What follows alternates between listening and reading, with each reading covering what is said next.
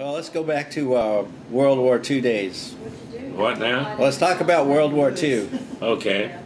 Tell me about the time you guys had to chop the, At one point we had a, go out in and, it took a where chair, was it, the drop, cut out the middle where you were of it and trying to pop drop it something there, and the and that pop it had doors Oh. hung open built and in a hung hole. Oh, shut. we were dropping prisoner of war supplies in a prison camp in Japan, Mm-hmm. Osaka, Japan. And there's 2 Bombays on the Did you B-29. learn not to go at night or We something? made a pass over the stadium where we were supposed to drop them in, and released them. But one of them released and floated down by parachute. Yeah. The other one, only one cable released, and the other one, well, they both released, but the other cable, the front cable, hung up in the bomb rack right below it. And so we had a platform loaded with about 10,000 pounds of groceries and supplies, canned fruit and stuff in there for that prison camp, and it's hung up in the bomb bay. And Charles Baldwin, the radio operator, he was the only one that had a free hand then. He climbed out in the bomb bay and hung on with one hand and with a fire axe in his other hand and chopped the cable in 2. And he dropped we were out over Tokyo Bay, Yeah. or Osaka Bay right in I had there. no desire to. And it landed in that bay. I like He had no to go choice out. of where he could drop it. He just had to, when it broke, got the cable cut in 2 with that axe, But why, you know, that's when it dropped. even the way it was. Well, it I think smashed the it's center good section stuff, of but I the think it was healthy to be able to run around all the day fuselage up against the radar dome, Independence and and we wasn't able to get the bomb bay doors in the front to go closed. They locked up on us. And so we flew back and landed at Iwo Jima, and the next morning the airplane commander asked me, he said, "Well, Melvin, what are we going I to do do like my soft beds and good food. about these bomb bay doors?" And I said, Nice "Well, hot shower every morning. I feel you get in there, start opening and close the hit the switch on the bomb bay doors. These were electrical. It happened to be on that airplane. And the later ones come out and they had air openers on them. And we get out there and push. We pushed them up to where we could almost had them closed. And we left Iwo and flew on back into Tinian. Well, the war was over then anyway. So the airplane was just decommissioned over there. We had to get another airplane to do any more Make your flying. own clothes. That's only one that Everything. I think of right now. Just process it. Not unless you ask me something. I Did you lost see a lot of engines. did you see the Enola Gay?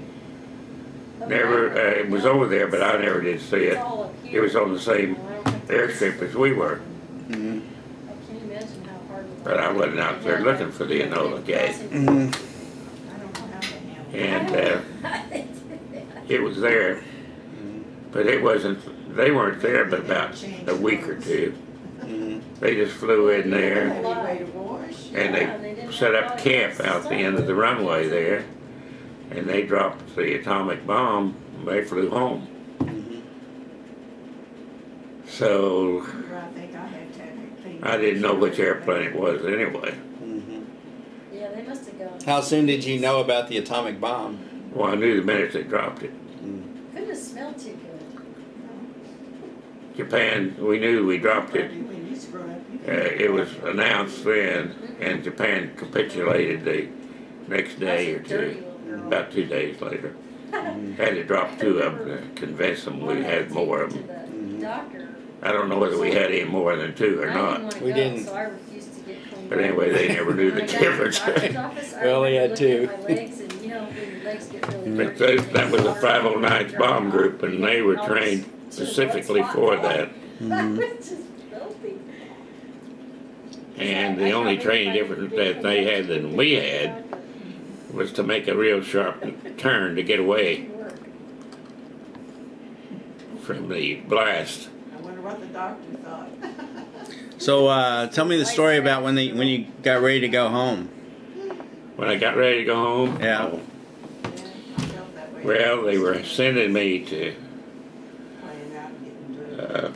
the Philippines, to Clark Field, ferrying those B-29s from Tinian down to Clark Field to store them, Yeah, leave them. And now I love my hot showers. I got my orders I do too. to I like a good go to the ship bath. landing craft to go over to Saipan and go home. Breath in there once in a while? Once in a while. Well, they put up all the orders on the table. I was on the board that I was to take another B-29 down to Clark Field. So I go down to the orderly room, and I got an audience with the squadron commander. I can't And I told him, I said, I got my orders to go home, and I want to go home. And he got me scheduled I to think I have to be away. take this B-29 down to Clark Field. He said, yeah. I said, well, I want to go home. He said, well, you take that B-29 down there to Clark Field, you're going home, but private. I said, I'll take it. I walked her by and I said, you're mine. So that's the story about that. I fall over. But I was down at Clark Field for about 2 weeks. We had been to Manila and delivered a big load of mail, but both Bombays full of B-29. Delivered mail to the troops down there in the Philippines. And we couldn't leave. They didn't have anywhere to park the B-29 at Phillips Field. So we taxied back out and took off and flew down to Clark Field. Landed there and So you're tired of your we came and got us on a C-46 and flew back to Manila so we could make the town. Went back to Manila and we partied pretty good. I never seen so many liquor stores in my life. They had all the major brands of whiskey from America in those liquor stores. Well, I never seen anything like that. We never even seen any liquor while we was over in Tinian or anything. We had plenty of beer. You could buy beer for 10 cents a can. And you had a ration card that had 2 beers a day on the card. And you go with the PX and you'd get your 2 beers. Well, I had 6 ration cards. How'd you end up with 6 ration cards? Traded them? Well, 2 or 3 of the guys on the crew, they didn't drink beer, so they gave me theirs. About 3 of them did.